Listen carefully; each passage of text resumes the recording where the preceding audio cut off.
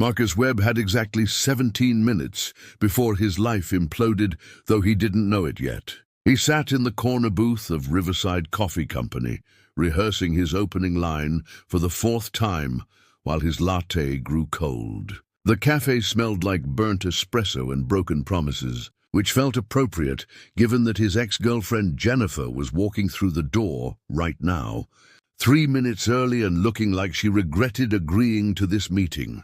Marcus stood too quickly, bumping the table and sending his phone skittering toward the edge. He caught it with the reflexes of someone who'd dropped too many things in his 32 years. Jennifer's smile was polite, the kind reserved for distant relatives and people collecting signatures for petitions. Her blonde hair was shorter than he remembered, and she wore a blazer that screamed successful pharmaceutical sales representative who'd moved on with her life. They sat. The conversation started with weather and traffic, those safe harbors people retreated to when they'd once known everything about each other and now knew nothing at all. Marcus wanted to tell her about the promotion he'd finally gotten at Westfield Logistics, how he'd stopped drinking energy drinks for breakfast, how he'd actually cleaned his apartment for the first time in months. Instead, he talked about the unusually warm October they were having. That's when the door opened again, and Marcus's carefully constructed afternoon collapsed like a shipping container with faulty welds. The woman who entered was not human, though she wore humanity like an ill-fitting costume. Her skin held the faint blue luminescence of deep ocean water, and her eyes were too large, too golden, too knowing. She wore a grey pantsuit that looked like someone had described business casual to an alien who'd only seen office buildings from orbit. She moved through the coffee shop with the precise economy of a predator, her gaze sweeping across the room until it landed on Marcus with the finality of a targeting system locking on.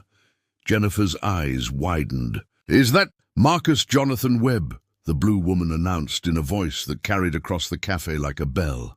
"I am Tessera Quinvix, Verithian Cultural Integration Specialist, assigned to your case under the Galactic Accord Cultural Exchange Protocol." She stopped at their table, consulting a device that looked like someone had merged a tablet with a piece of living crystal. "You are currently engaged in social interaction with previous romantic partner Jennifer Marie Castellano. Probability of successful reconciliation based on your biometric readings and behavioral patterns is currently calculating at 4.2% and declining." The cafe had gone silent. Marcus felt his face burning hot enough to brew coffee. Jennifer's polite smile had frozen into something resembling a grimace. "I think there's been a mistake," Marcus managed. "I'm just a logistics coordinator. I schedule shipping routes. I don't work for the government." Tessera tilted her head in a way that suggested his words were data to be processed rather than arguments to be considered. "Incorrect. Your company processes 47% of agricultural exports for the Midwest region. Under Treaty Subsection 41-12, all personnel involved in essential supply chain operations require cultural liaison assignment." She pulled out a chair and sat down without invitation, placing her device on the table between Marcus's cold latte and Jennifer's untouched cappuccino. "Your residential integration begins immediately." Jennifer stood so fast her chair scraped against the floor. "You know what, Marcus? I think I remembered I have a thing. A very important thing. That's happening now." She grabbed her purse with the urgency of someone fleeing a natural disaster. "It was good seeing you. Good luck with your alien situation."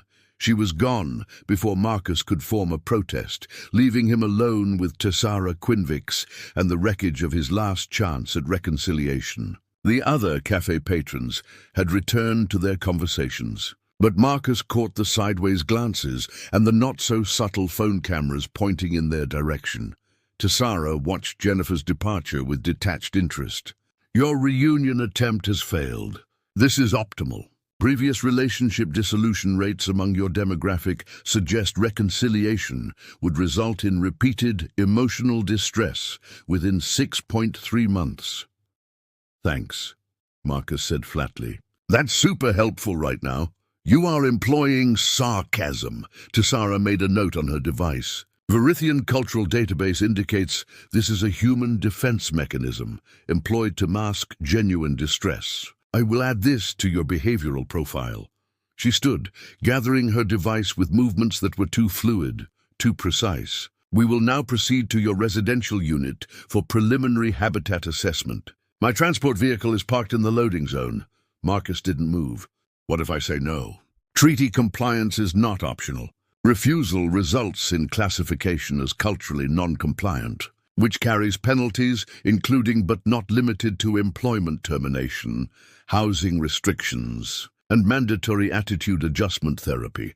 Her golden eyes fixed on him with something that might have been curiosity in a creature capable of such things. However, I detect elevated cortisol levels and cardiac arrhythmia consistent with acute stress response. If you require a processing period before residential integration, I can permit 17 minutes. 17 minutes. Marcus almost laughed. 17 minutes ago, he'd thought his biggest problem was finding the right words to convince Jennifer to give him another chance. Now he had an alien cultural liaison who spoke like a technical manual and apparently had the authority to ruin his life. He looked at his cold latte, at the cafe full of people pretending not to watch his personal disaster unfold, at Tessara Quinvix standing there with the patience of someone who existed outside normal human concepts of time and discomfort. "Fine," he said, standing and grabbing his jacket. "Let's go see you judge my apartment." Tessara's expression didn't change, but something in her posture suggested satisfaction. "Preliminary assessment indicates your living space will require significant intervention. I have reviewed your building's maintenance records and energy consumption patterns. Your residential unit shows irregularities consistent with suboptimal organization and possible hoarding behavior." "I'm not a hoarder. I'm just busy.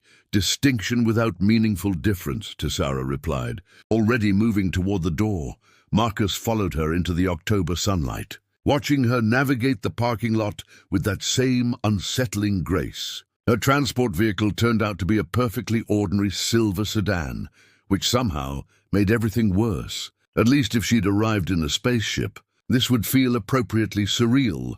She unlocked the doors with a gesture, and Marcus climbed into the passenger seat, noting the complete absence of personal items, air fresheners, or anything that suggested this vehicle belonged to an actual being rather than a rental agency. Tessara Quinvix moved through Marcus's apartment like a general surveying a battlefield she'd already lost. She held her crystalline device, its surface pulsing with soft blue light, as she documented each inadequacy with the thoroughness of someone compiling evidence for a war crimes tribunal. Marcus stood in his own doorway, feeling like an intruder in his own life. His apartment wasn't terrible by normal human standards, just lived in. Dishes from breakfast sat in the sink. His work laptop occupied half the kitchen table, surrounded by shipping manifests and empty energy drink cans he'd forgotten to recycle. The couch held a blanket he'd been using during late-night television sessions when sleep refused to come. His bookshelf contained actual books mixed with old textbooks from his logistics certification program and a concerning number of takeout menus. Tessara paused at the bookshelf, her golden eyes scanning the titles with an intensity that made Marcus nervous. "You maintain physical data storage?" she observed, not quite making it sound like an accusation. "Inefficient, but the Verithian Cultural Database suggests this indicates sentimental attachment to information acquisition." She pulled out his worn copy of Dune, studying it like an artifact. "This narrative concerns resource scarcity and political manipulation. Why do you revisit information you have already processed?" "Because it's a good story," Marcus said, then realized he'd need to explain the concept of rereading for pleasure to someone who apparently viewed information as something to be consumed once and catalogued. "Sometimes you get different things from a story when you read it again. You notice details you missed. You understand characters better." Tessara made a note, and Marcus was starting to dread what that device was recording. She moved to his bedroom doorway, stopping at the threshold with sudden rigidity. "I will not conduct assessment of sleeping quarters without explicit permission. Verithian protocols require acknowledgement of private space boundaries." That was unexpectedly considerate. "Sure, go ahead." "It's not like it's any worse than out here." He immediately regretted those words as Tessara entered his bedroom with the measured steps of someone defusing a bomb. His unmade bed dominated the small space, sheets twisted from restless sleep. His dresser held a collection of charging cables, loose change, and a framed photo of his sister's family he kept meaning to find a better place for. The closet door stood half open, revealing the chaos within.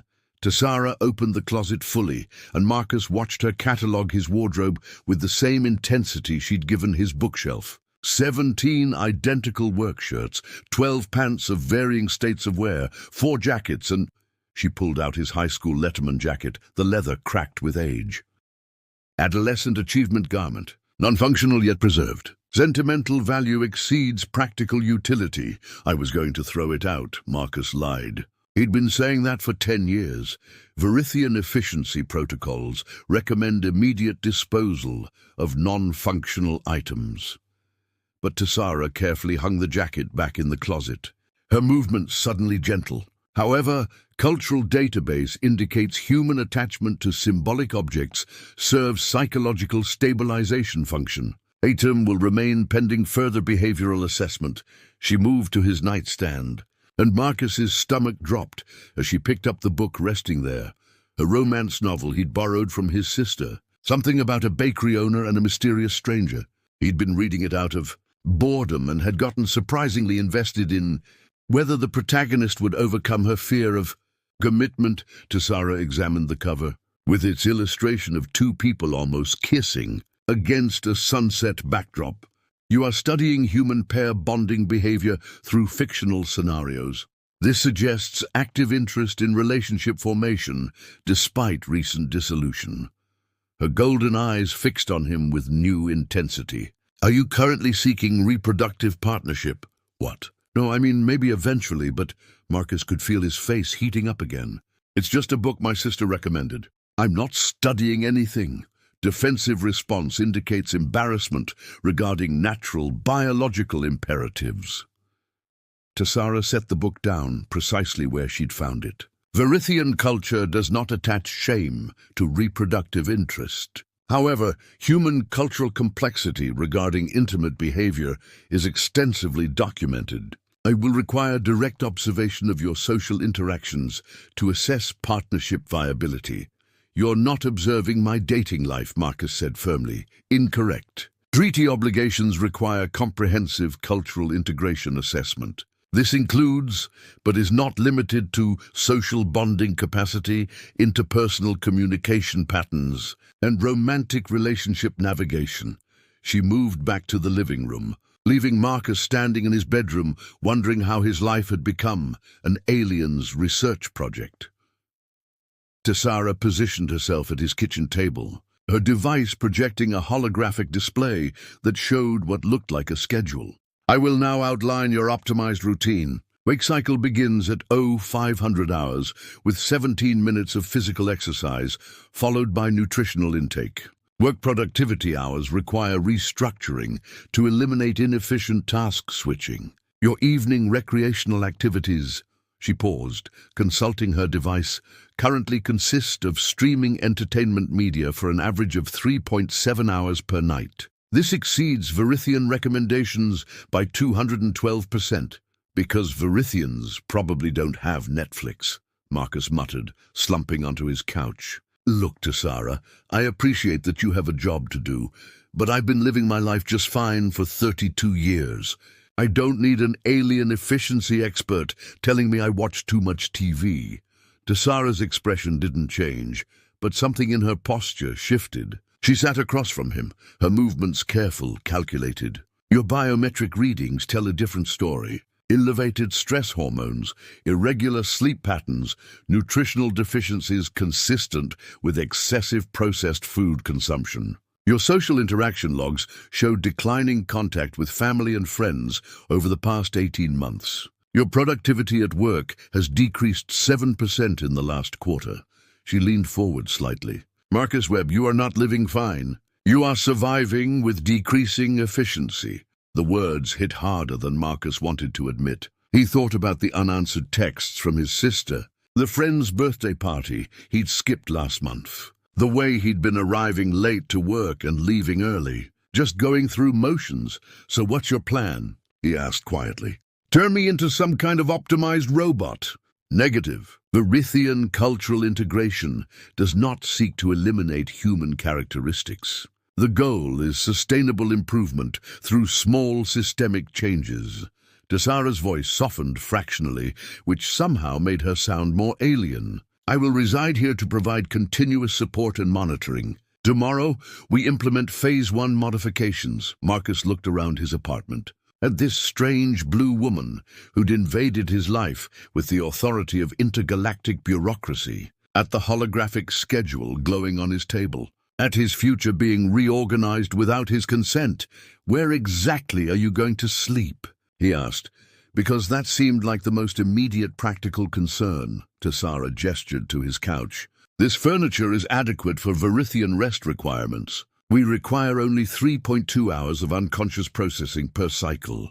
Marcus grabbed his blanket from the couch, suddenly protective of it. Fine, but we're establishing some ground rules. No reorganizing my stuff without asking. No commenting on my food choices in public. And definitely no analyzing my dating life unless I specifically request it, which I won't. Acceptable, Tesara agreed, with one modification. I must report on all aspects of cultural integration for treaty compliance. However, I will endeavor to phrase observations in less intrusive terminology. It wasn't ideal, but Marcus suspected it was the best compromise he'd get from someone whose entire culture ran on optimization protocols.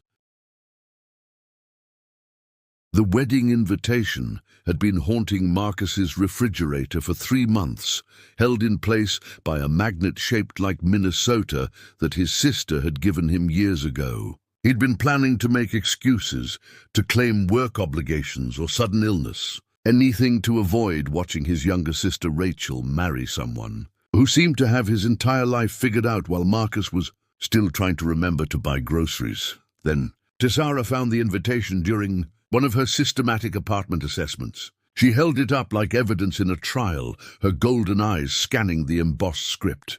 You are invited to participate in a human pair bonding ceremony. This represents significant cultural observation opportunity. We will attend together. No, Marcus said immediately. Absolutely not. You're not coming to my sister's wedding. Treaty obligations require my presence during significant social events. Tesara had already made a note in her device. Your reluctance indicates anxiety regarding family perception. This is optimal data for assessing your social integration capacity. Marcus tried to imagine explaining Tesara to his mother, to Rachel, to the 150 guests who'd be watching his little sister promise forever, to a cardiovascular surgeon named Trevor who volunteered at animal shelters and probably never burned toast. The image made him want to fake his own death, but Tesara was already researching human wedding customs with the intensity of someone preparing for combat. She watched ceremony videos, took notes on traditional attire, and asked Marcus increasingly uncomfortable questions about the symbolic meaning of throwing flowers and wearing uncomfortable shoes. The wedding was at a restored barn venue 40 minutes outside the city, the kind of place that cost more than Marcus's annual salary and looked like it belonged in a magazine spread about rustic elegance. Marcus drove them in his 12-year-old Honda, while Tesara sat in the passenger seat, wearing a dress she'd acquired through means Marcus didn't want to investigate. It was blue, because apparently Verithians couldn't change their skin tone, but somehow she'd found something that made her alien features look almost intentional, almost beautiful in an otherworldly way. Why do humans combine agricultural structures with ceremonial bonding? Tesara asked as they pulled into the gravel parking lot. The building is designed for livestock, not optimal gathering space. It's romantic, Marcus tried to explain, adjusting his tie in the rearview mirror. Something about the contrast between the rustic setting and the formal event. It's supposed to feel authentic. Romance involves embracing inefficiency for aesthetic purposes, Tessara concluded, making a note. This explains much about human behavior patterns. Rachel spotted them immediately, rushing over in her white dress that made her look like something from a fairy tale. She hugged Marcus too tight, then stepped back to look at Tessara with the curiosity of someone who'd been hearing about his alien situation through family text chains. "So, you're the famous cultural liaison," Rachel said, offering her hand. Tessara shook it with the exact pressure and duration recommended by her cultural database, which somehow made the gesture more awkward. "I am Tessara Quinvix. Your genetic similarity to Marcus is evident in facial structure and vocal patterns. Probability of successful pair bonding with Trevor Matheson, based on publicly available data and relationship timeline, is 73.6%, significantly above human average." Rachel blinked. Marcus closed his eyes and prayed for a small meteor strike. His sister recovered with the grace of someone who'd spent her childhood dealing with Marcus's social awkwardness. "That's actually kind of reassuring," Rachel said finally. "Marcus' mom wants to see you before the ceremony. She's inside having a small crisis about the flower arrangements. You know how she gets." Marcus found his mother exactly where he expected, near the altar that had been constructed at the barn's eastern end, gesturing at perfectly arranged hydrangeas like they'd personally betrayed her. She pulled him into a hug that smelled like her familiar perfume and anxiety. "Your sister is getting married," she said unnecessarily. "My baby is getting married, and the flowers are slightly different shades of pink than what we ordered." And she noticed Tessara standing a polite distance away, taking everything in with those disconcerting golden eyes. "Is that her? Your alien?" "Cultural liaison, Mom. And yes, that's Tessara." His mother approached Tessara with the determined friendliness of someone who'd raised children in Minnesota, where politeness was practically a religion. They shook hands. His mother asked questions about Verithian culture with genuine interest. Tessara answered with her characteristic precision, and somehow they ended up discussing the statistical probability of rain during outdoor ceremonies, which seemed to comfort his mother more than any reassurance Marcus could have offered. The ceremony was beautiful in ways Marcus hadn't expected. His sister glowed with something that looked like certainty. Trevor actually cried during his vows, which made half the guests cry, including Marcus's mother and several groomsmen who probably bench-pressed small cars. Marcus felt something tight in his chest watching Rachel promise forever to someone, remembering when he'd believed in that kind of certainty himself. Tessara sat beside him, perfectly still, except for her eyes, which tracked every gesture, every word, processing the ritual like complex data.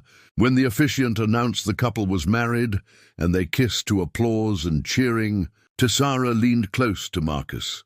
"The success of this bonding ceremony depends on variables neither participant can control," she whispered. "Yet they proceed with confidence despite uncertainty. This is either courageous or statistically ignorant." "It's called faith," Marcus whispered back. "Sometimes you have to believe things will work out."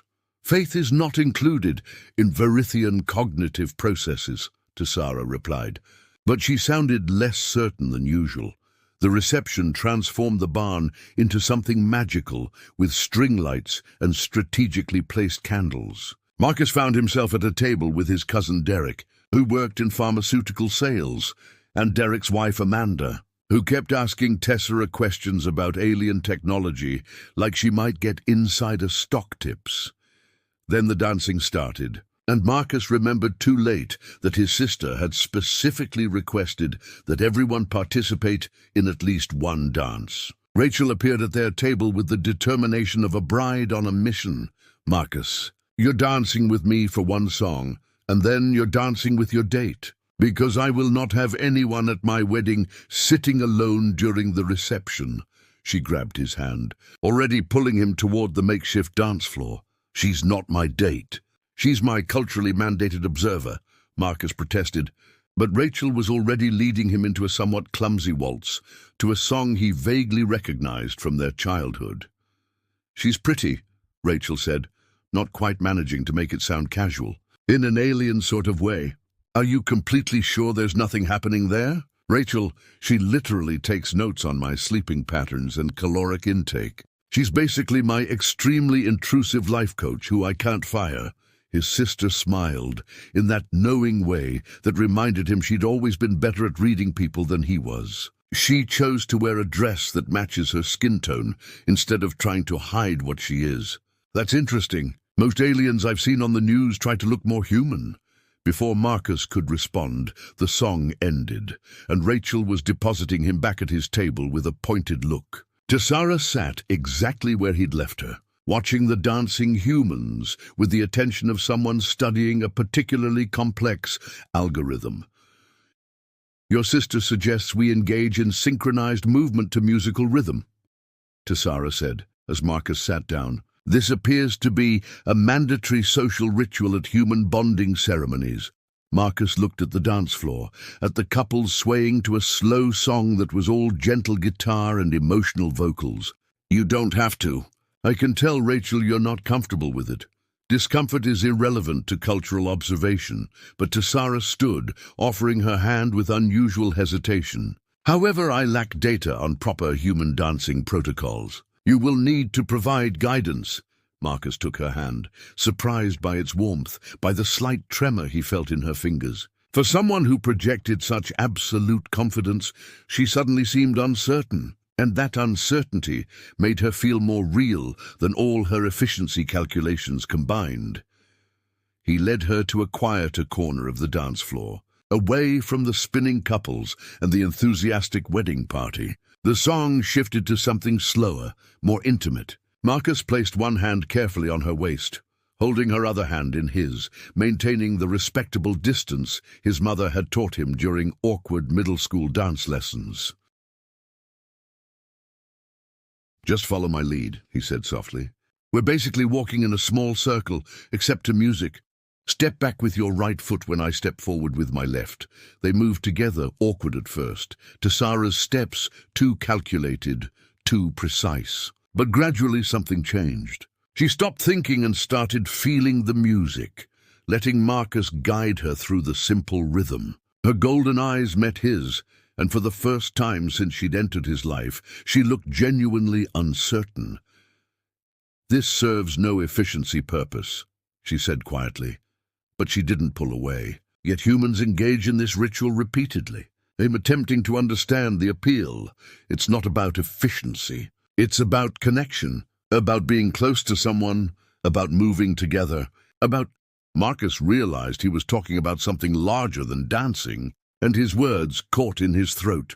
Tessara tilted her head, her face inches from his. "Your cardiovascular rhythm has elevated. Your pupils are dilated. These are biological indicators of attraction response." She said it like a scientist recording observations, but her voice had softened. "Maybe," Marcus admitted, because denying it while holding her this close felt pointless. "Is that going in your report?" All observations are documented for cultural integration purposes, but something in her expression suggested conflict, like her programming and her experience were providing different data sets. "However, I am beginning to understand why humans value these inefficient rituals. There is information exchange happening beyond verbal communication." The song swelled toward its conclusion, and Marcus found himself not wanting it to end, not wanting to return to the table where Tessara would categorize this moment into her cultural database, and he'd go back to being her assignment rather than her dance partner. When the music faded, they stood there for a moment, still close, still connected. Tessara stepped back first, her professional demeanor sliding back into place like armor. But her hand lingered in his for one extra heartbeat before she released it.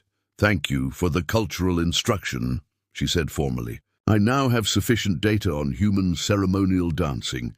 But as they walked back to the table, Marcus caught her looking at him with something that wasn't quite analysis, wasn't quite curiosity, something that made his chest feel tight in a way that had nothing to do with his sister's wedding or the statistical probability of successful human relationships. Part 4. The Vulnerability Protocol.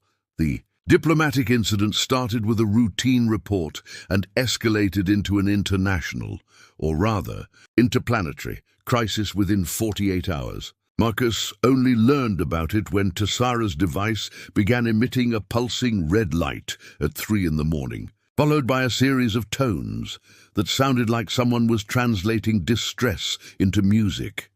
He stumbled from his bedroom to find Tessara sitting rigid on the couch, staring at her device with an expression he'd never seen before. Fear, maybe, or the Verithian equivalent.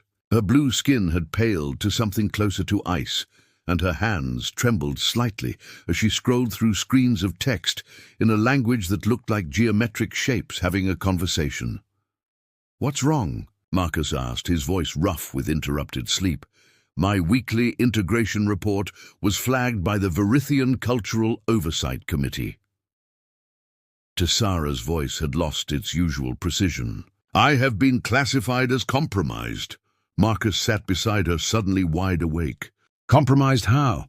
She turned the device toward him, though he couldn't read the alien script. "My reports have shown patterns of subjective interpretation rather than objective observation. Specifically," she paused, and Marcus saw something in her face that looked like shame.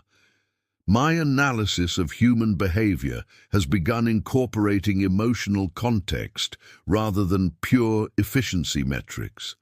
This violates Verithian cultural liaison protocols, because you said dancing was valuable even though it's inefficient. Because I said you were demonstrating growth in social capability when your sister thanked you for attending her ceremony. Because I noted that your choice to maintain sentimental objects suggests psychological resilience rather than hoarding pathology.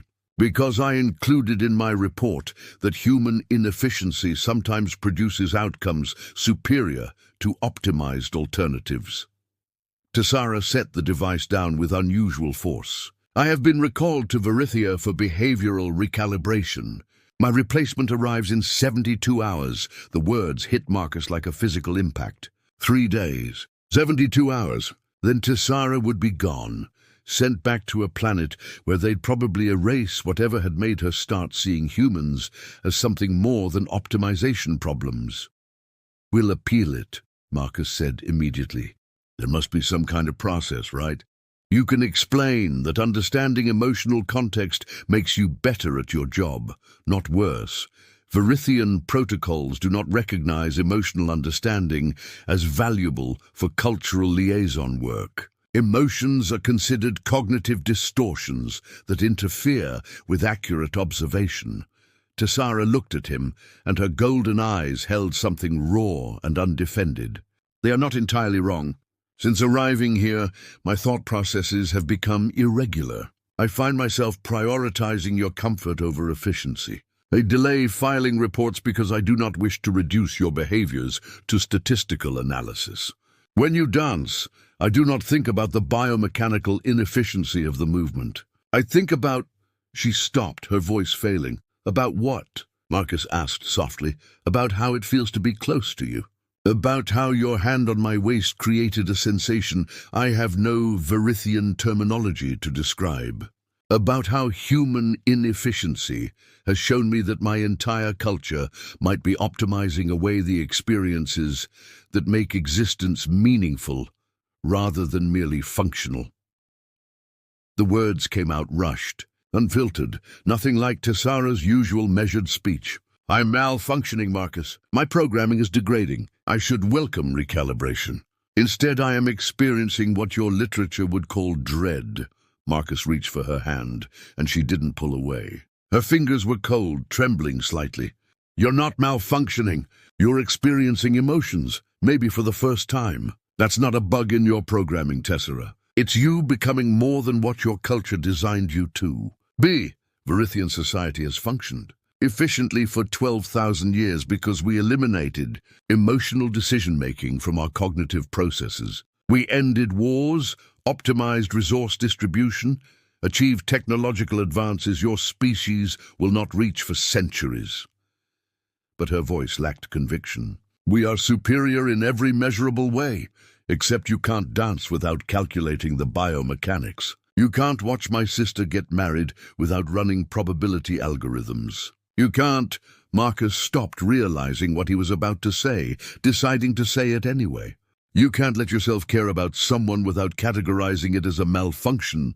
Tessara's expression cracked, and Marcus saw behind the efficiency expert to something vulnerable and confused and terrified. Caring is inefficient. It creates bias. It compromises objective assessment. It makes me want to falsify reports to protect you from oversight scrutiny. Have you? Marcus asked. Falsified reports? No, my programming does not permit deliberate data corruption. She pulled her hand away, standing and moving to the window where pre-dawn light was starting to grey the sky. But I have omitted observations that might reflect poorly on you. I have rationalized behaviors that should concern my superiors. I have. Her voice dropped to almost a whisper.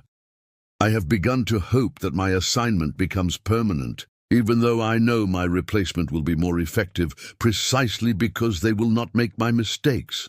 Marcus joined her at the window. The city was waking up, early commuters starting their routines, delivery trucks beginning their rounds, the ordinary choreography of human life continuing regardless of alien diplomacy. What if we bought time? He asked. What if your next reports showed improvement, showed that whatever changes you're experiencing are making you better at understanding humans?